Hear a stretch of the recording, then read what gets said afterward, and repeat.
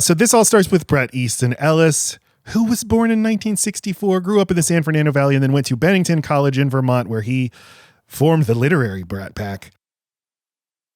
While he was in college, at the age of 21, he wrote and published the novel Less Than Zero. And it was a critical and commercial success. It was adapted into a film in 1987, starring Lacey's boyfriend, Andrew McCarthy, my least favorite actor, and Robert Downey Jr. And that was like the Robert Downey Jr. performance for so many years. Follow-up book was Rules of Attraction, which did less well commercially and critically, but his third book was American Psycho, which he wrote when he was 25 or 26, ultimately published in 1991. But there was a big controversy about this book because of the graphic depictions of violence against women. So for my source for this, there's an oral history of American Psycho from Movie Maker in 2020, and I have a link in the description. So quote here from Bret Easton Ellis from 2020, quote, "It was definitely a criticism of male values that were around me. And it was easier for me, I think, to notice those values made clearly because I was gay. I am gay. And I think that gave me a distance and a perspective as to noticing them more than if I was heterosexual and participating in the society at that time. I was definitely participating, but being gay is really a distance. You are 4% of the population. You do not share a lot of the same feelings and experiences that straight men do, certainly in late 80s Manhattan. I think I was watching a lot of this behavior on the sidelines, and I wanted to criticize it. And a lot of it had to do with money above all else. Greed is good, the ethos of that era, that was bothering me. And just the attitude of the cocky young stockbroker, which really had spread among so many men. It was really apparent to me as a young man, struggling with the notion of becoming an adult finally, and not wanting to become an adult in that society." End quote. So he wrote this book that he, intended to be a takedown of men like Patrick Bateman, but was instead, before it was published, like a manuscript was leaked and excerpts were being read sort of out of context. And this led to a boycott campaign was called for by the National Organization of for Women. And a big champion of this boycott was Gloria Steinem, who in a very remarkable coincidence would later marry Christian Bale's dad. Gloria Steinem is Christian Bale's stepmom. Stop it. That's She's also crazy. a CIA asset. So she is, or Christian Bale is, or Christian Bale's dad is. No, Gloria Steinem. Okay, sure. Okay. Yeah. It's unfortunately one of those things that you can say it about anybody. I'm like, right. oh yeah. Christian Bale's dad, absolutely. Christian Bale too. And that one guy who was yelling at on the set of that DP Terminator on movie? Terminator Salvation. Yeah, that guy's also fed. A big time spook. So this controversy got tons of attention to the book, and it was finally published and became a big hit. So a movie enters development. Now, the person, when I read the person who first championed making this into a movie was the exact person who I would be like, yeah, of course you want to do it. Who do you think I'm talking about, Lacey? Fuck, I didn't know there would be a quiz. What annoying guy from the 90s is always doing stuff. Johnny Depp. Johnny is the Depp. I answer. think it would be Johnny Depp. And he goes to a producer and he's like, oh, I should produce this movie. I was in Crybaby. Yeah. So he goes, so he has producer Edward Pressman purchase the rights to the book and gets to work developing it. The first director attached to the movie is David Cronenberg, which I think makes a ton of sense. And maybe he's the only other. I love the movie as it is, but I think probably able to handle the mixture of tones. But he hired Bret Easton Ellis to be the screenwriter, but then gave him very specific instructions, like I don't want any scenes that take place in a restaurant or a nightclub. What? And also the movie has to be under 90 pages or 90 minutes. Hell yeah. And so they started feuding and he left the project. And that is when Mary Harron came aboard. So Mary Harron, and we'll do a little overview of her, but she said in that 2020 oral history, she said, quote, "What occurred to me is that just enough time had passed to make a period film about the 80s and say things about the 80s and bring out the satire. And that was interesting to me. When I had my call with Ed Pressman, the producer, to discuss it further, I said, I don't know if you can make a film of this book, but if you'll give me the money to write a screenplay, I'll try. Because they had sent me another screenplay and I wasn't interested. I could only do it if I did my own version." End quote. So she brought on her collaborator, the co-screenwriter Guinevere Turner, who was also in the movie. She plays Elizabeth, one of Patrick's victims. The Yeah, the Debbie, the one that's trying to get Coke at 3 a.m. Yes, whatever. yes. Yeah. Harron said, quote, I can't remember when Guinevere came up, but pretty early because we were already working on the movie that became the notorious Betty Page. I felt it would be a lot more fun to work with her on this. And because I had just done I Shot Andy Warhol, which was about a radical feminist, and she had just done Go Fish, an indie lesbian romantic comedy, no one could tell us what was and was not misogynist, end quote. So they hire Mary Harron and Guinevere Turner to write a new screenplay and commission and hire Mary Harron to direct it. The movie that she had done right before this is I Shot Andy Warhol in 1996. Have either of you seen this movie? I actually watched it to prepare for this because I have been desiring to view it. And so I decided to use this as an opportunity to do so. And I think I watched them like 2 days apart, really affected in a positive way my experience of American Psycho this time, because they're really two pieces of the same puzzle in terms of depicting the causes and consequences of violence, of gendered violence, but through, two kind of like dialectical opposing frameworks. I wish I'd gotten to watch it. It's not streaming, but it's on YouTube. Did you watch it on YouTube? I think I used a site that has dubious. Everybody knows about these sites but me. Everybody's always telling me. Matt. What happens is my husband, I go, hey, I can't find this movie. And he goes, I got you. Here it is. Can you have your cousin? Can you have your husband call me, please? Your cousin husband. What are you implying? Can you have your husband call me, please? It's not that part of Florida. It's on YouTube, but it looks so bad on YouTube. I gave up on watching it after a few minutes. But yeah, I was thinking, how Do they feel like parts of the same? I don't know. That's kind of exactly what I was thinking. Well, very much so, and in particular, the way that psychopathology is gendered, and also class plays a big role. And I Shot Andy Warhol because Valerie Solanas, if you don't know anything about her, was like a person, a young woman experiencing homelessness who was like turning tricks to survive. So it's almost like if one of the sex workers that we see Patrick Bateman kill, if the movie focused on the subsequent violent consequences of her being exposed to violence. So everybody check out I Shot Andy Warhol on one of those sites. I loved it. Violence for sport and then violence for survival. But it's just great, this age of plenty where everything is available at the click of a button, except this movie, which is not streaming anywhere. Not streaming anywhere legally. But yeah, she went on to direct the notorious Betty Page, The Moth Diaries, Charlie Says, and Dollyland. And she also directed all of a Netflix miniseries that Lacey and I watched, and I remember liking, Alias Grace. I don't remember that. That was a Margaret Atwood novel. But anyway. Right.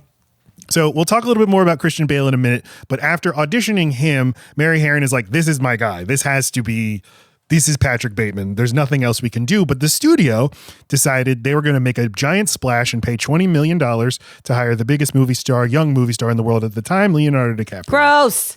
2 years after He would have Titanic. had a tiny pencil and a notepad the whole time, writing down his tiny drawings of French women being fucked by goddamn chainsaws. So much poetry. With wet hair. Yeah. I will so say, much though, more him wet wearing headphones while fucking somebody is true to life. Yeah. And so he's well practiced at that. And does he do that? Yes. Yeah. This was like a big thing in gossip circles in like the early 2000s. Like he wears headphones and listens to music while having sex with groupies. He was a part of maybe he has that thing where he really cool guys. where he doesn't like mouth noises. Then you're in a lady's business and that's making its noises. Maybe he doesn't like that's a thing. That's a kind of neurodivergence. That's probably what it is. Called That's probably my what it is. sister, who I can't have dinner with anymore. Right, because you won't stop making human noises. I get it. Correct. Yeah, Yep, it's that's your me. fault. Yeah. Mhm. That's funny. So it's not even like little tiny AirPods. It was back in the day when you just have to have the big old earphones. And then fucking horse blinders because he's completely in like a deprivation tank. Fucking, I got it. Do you know Leonardo DiCaprio's little group that he had in the late 90s? You're referring to the Pussy Posse? The Pussy Posse. Yeah, the Pussy Yes. Posse. We've had some encounters with the Pussy Posse on this podcast before. Who's your fave? Who's your Sinatra? Well, I got to go with Tobey Maguire. I think he's the secret Lord Evil of the organization. It's Leo all day for me. He can have all this posse. Lucas Haas all the way for me. Let's see how Leo does in the new PTA movie at the end of this year. Oh, hell yeah. To make our final decisions. Yeah. Yes. Are you a Leo skeptic? I'm an agnostic. Okay. Because Matt is skeptic, and now I'm skeptic before I guess before Scorsese got a hold of him. Yeah, I love him. All of his I love his performances in those films, but just him as like an overall entity. Got it. Annoying. But there is no Leonardo DiCaprio. He's just an entity, an apparition, an idea of Leo DiCaprio. He's not even there. He's just the pussies he's popped in a collection. So Lionsgate is like, yeah, we're gonna make this big splash by hiring DiCaprio, and they don't even consult Harron about it. They just put out that's misogynistic. They put it out in the trades. Lionsgate signed DiCaprio, and Mary Harron threatened to quit right away because she did not want DiCaprio for the part. She said, quote, "He carried enormous baggage because he had just come off Titanic, and I thought, you cannot take someone who has a worldwide fan base of 15-year-old girls, 14-year-old girls, and cast him as Patrick Bateman. It'll be intolerable, and everyone will interfere, and everyone will be terrified. It would be very bad for him and very bad for the movie because everyone will be all over it." Yeah, he wasn't ready to turn heel. No. Not for a long time. They'll rewrite the script and all the rest. And I knew I could only make this work if I had complete control over it, over the tone and everything. The other thing is a lot of the plot depends on people mistaking Bateman for someone else. Not a lot of people look like Leo DiCaprio. End quote. I love just the very practical way of looking at that. And not many movies, I have sort of face blindness. Not a lot of movies address face blind. Address this idea that people can just get mistaken for other people as a normal part of life. So I like that she was just like, yeah, no one's going to do that with DiCaprio. Now, no one should be doing it with Christian Bale either, but okay. DiCaprio's just too young too. I feel like in that era. Yeah, he wasn't grizzled. He didn't have sexy wrinkles yet. Yeah, although you're not supposed to. Bale's also very young, but he looks a little bit more. I don't know. I can't see DiCaprio that age being like jacked and like kind of hulking. Like no. Gangs of New York, I think, is 2002. Yeah. And he looked baby. Yeah. He looked still a tiny baby. Yeah, the suits would have been like Diane Keaton, like shoulder pads on. Like I just wore my dad's suit, like that. That would have. Awesome, he doesn't have the height. I need the height. Yeah, I need the brunette situation. We did Catch Me If You Can last summer, and he's still a baby in that. And that movie's like about the fact that this little boy man is doing all these things. He plays a 15-year-old. Where Christian Bale is like, Christian Bale is the age of the character. He looks like a 27-year-old asshole. I'm sorry, a 27-year-old misunderstood baby. God. Okay. That's so the studio fires Mary Harron and at least gets in serious discussions with Oliver Stone. But ultimately, Oliver Stone declines. And Leonardo DiCaprio that would be declines. crazy. That would be awesome. That would be a very different movie. It would be 3 hours long with a 4.5-hour director's cut. And I would probably like it and think it's a lot of fun. It's a win-win. Yeah, it's a win-win for everyone. But yeah, so Oliver Stone does not come aboard, and they bring back Mary Harron with the condition that Christian Bale comes. So she got the condition, not they bring her back and then they got conditions. That's right. Okay. All right, Christian Bale. Who is Christian Bale? Tell me. He's only 6 foot tall. Why would you could have lied to me? You thought he was taller? Yeah.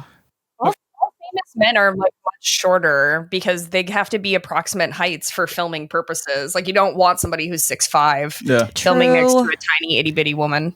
Then it's like Terminator 2 where they have to dig the hole for Edward Furlong to stand in because he's gone through puberty. Yeah. Fuck. You're so much more aware of heights than I am. I love a height. Yeah, I know. I want to scale a man. That's why I like you. If I ever forget to put somebody's height in these slideshows, Lacey gets upset. Well, I don't get upset. I just interrupt by asking how tall are they. And then I have to Google. You get upset. I just have questions. Christian Bale was 26 years old when he made this movie. 6 feet tall. You got 2 times speed all of a sudden. He was born in 1974 in Wales. At age 13, he was, of course, the lead of Steven Spielberg's Empire of the Sun. In the 90s, after that, he was the lead of this musical called Newsies. That's where I also know him from. You know that movie? Of course I know Newsies. Wow, okay. Didn't expect that kind of a reaction to Newsies. I had no idea I loved it till just now. It. Yeah. Oh, we should cover it someday, honestly. Yeah, I would be no, down. dibs. I'm kidding. Or you guys can join us to talk about Do it together. There you go. Bam. He plays like supporting roles in like the 1994 Little Women. He's in Portrait of a Lady, the Jane Campion movie. Velvet Goldmine in 1998. American Psycho in 2000 is the beginning of Hollywood being like, you're a leading man. We're going to make this happen.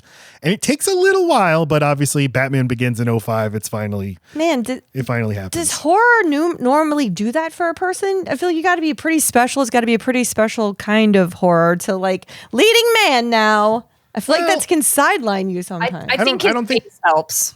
Yeah. He's got being hot down to a science. Yeah. I don't think this movie was intended to make him a star, because he said, quote, everybody had told me it was career suicide, right. which really made me want to do it. And I guess I was a little bit disappointed that it didn't end up being career suicide. What the fuck? I kind of hope that maybe that was it and I have to find something else to go do. I'm perverse. Jesus. Yeah, that's Christian Bale. He's kind of a dark knight when you think about it. Honestly, yeah. You know? I don't like that attitude. That's like when like you see in like an interview with an actor and they're like, if I had to have a regular job, man, I can't imagine doing anything else. Like, shut the fuck up. Can you imagine him shouting at a coworker at Whataburger? Oh, good for you. That's my favorite thing that he yells in that thing where like the guy clearly makes a good point back to him and he doesn't know what to say. And he's like, oh, good for you. I was looking at the light. Oh, good for you. And how was it? And because he's a method actor, and he's playing an American character in that movie, he is doing all of this in his American accent. Yeah. Because he can't break character to yell at the DP. Yeah. Also, that movie is directed by McG, and it's just fucking stupid that a grown man is having people call him McG. But in the rant, it's also hilarious because he's like, McG, Yo, McG, what do you think about this? Guy? Yep, I know. McG, you got fucking something to say to this prick? I have heard a lot of people are secretly like, yeah, but Christian Bale's right. That DP's an asshole. Yeah. That's all. I mean, you heard. I'm very plugged in. He listens to the Doughboys, and we hate movies, so he's real plugged. And I go on Reddit. Yeah, he does. He reads it. I love Doughboys. Wait, I love them too. Wait, I did not hear that on Doughboys, please. No shade. I'm just saying that's your plug to the industry, man. Let's see. Christian Bale and Mary Harron. We're almost done with the history segment, I swear. Christian Bale said that he was talking with Mary Harron about developing the character of Patrick Bateman. And he said, quote, I think the thing that united us on it is I had no interest in his background, childhood, and she didn't either. We looked at him as an alien who landed in the unabashedly capitalist New York of the 80s and looked around and said, how do I perform like a successful male in this world? And that was our beginning point. And we didn't want to talk about why he was this way, what happened in his childhood. There was none of that between Mary and I, end quote. That's what I'm here for. I'm going to make up a whole fucking backstory. I think this is one of the things that I thought was a really beautiful contrast between I Shot Andy Warhol and American Psycho is that I Shot Andy Warhol is very interested in the ideology of Valerie Solanas' trauma and like what has happened to her in the past and what led her to here, and has this very like humanistic interpretation of where she is and how she got there compared to the treatment of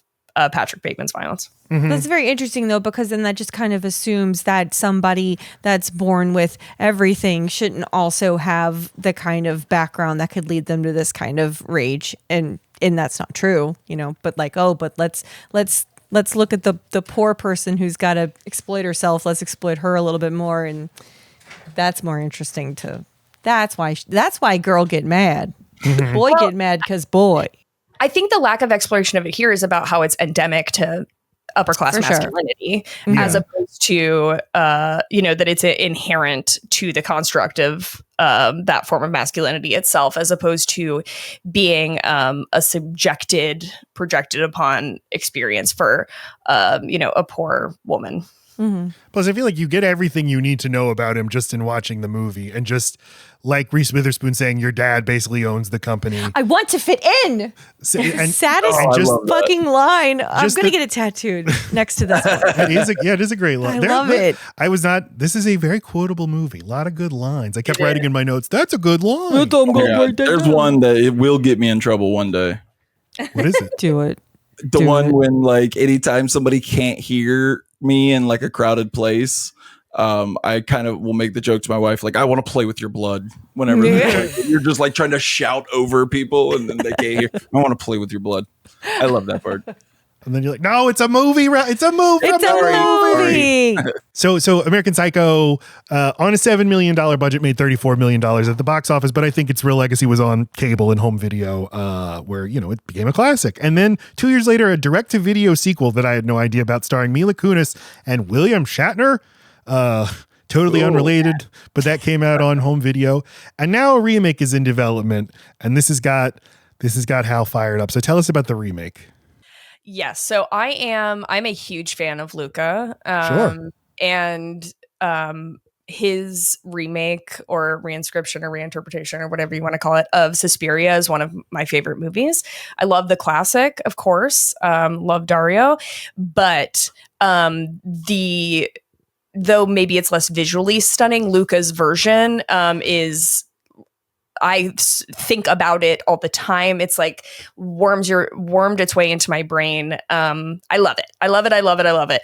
So, and I was really skeptical when that came out, right? In 2018, I was like, what do you mean he's remaking Suspiria? So I would trust him with any property, with any content. And I cannot wait to see what he does. And I'm also extremely high on Austin Butler after Dune Part 2. Oh, yeah. And Elvis was kind of genius. So is he still? He's nothing but a sandworm. Is he still stuck doing that voice though? Because that might make it tough. He's still stuck. He's stuck. He's stuck. Does he have eyebrows? Phil Collins. Can you imagine the voice that people craft for this? Oh my God. He's never going to come out of it. He's never going to come out of it ever. Bateman voice. Ever. Boy, I totally forgot that he did the Suspiria remake, and that's like the best case scenario of a like Sacred Cow getting remade and people being like, yeah, I liked it. I liked the remake. Love the remake. And it's something so distinct. Like that is my thing, is that I don't even feel like you can compare them. Like aside from the coven in a German ballet, there is nothing related about the two films. So I'm very curious to see what it looks like in the context of something that has a textual basis. Like how much is he playing on that? But also his most recent adaptation, Queer, which I don't unabashedly love that, but I love a lot of it. And I think that he's going to crush it. I'm going in with sky high expectations. We haven't seen Queer yet, but we loved Challengers. Oh, Challengers is amazing. Damn, I haven't seen either yet. Okay, so you have to watch I Challengers. know. Challengers is just a great adult movie. Like they don't make movies like that. Challengers is one that like, when you and your significant other agree on watching a movie and then don't think of it, but you can't watch it without them, so it just goes unwatched for a year. Boy. Yeah, no, you're speaking to our heart right now. There needs to be a word for this. A load-bearing team. Hey. Maybe. No, but yes, that is a very distinct phenomena of this age that we experience all the time. Matt will stop a movie like 10 minutes in when he's like, nope, that's a Lacey movie. Yeah. Got to back it up. It's why I'm 10 seasons behind on Archer or never started. Oh, yeah. Well, I started watching, I watched People Under the Stairs because you guys did an episode. Yeah, and I told you because of their episode, I wanted to watch it, and you did it without me, and I'm still upset. And I said, when were we going to do this? It's always your fucking answer. You're going to make always time. A good answer. It shuts me down, so it's real The craziest thing about that movie is that I had not watched Twin Peaks prior to seeing it, and I have since watched all of Twin Peaks. Okay. So I feel like I got to go back and rewatch Mommy and Daddy Be Freaks. That's going to heighten it for me. Okay, good. I've already done my homework on Accident. Yes. Also, Ving Rhames. Ving Rhames, right. That's the part I want to, they're going to make me the president of pussy, he says in the car on the way. Okay, pussy count 2. I just have to say. Was I both of them? Yes. Shit, what was the other one? Wait, what's my count? Pussy posse, fuck. Yeah.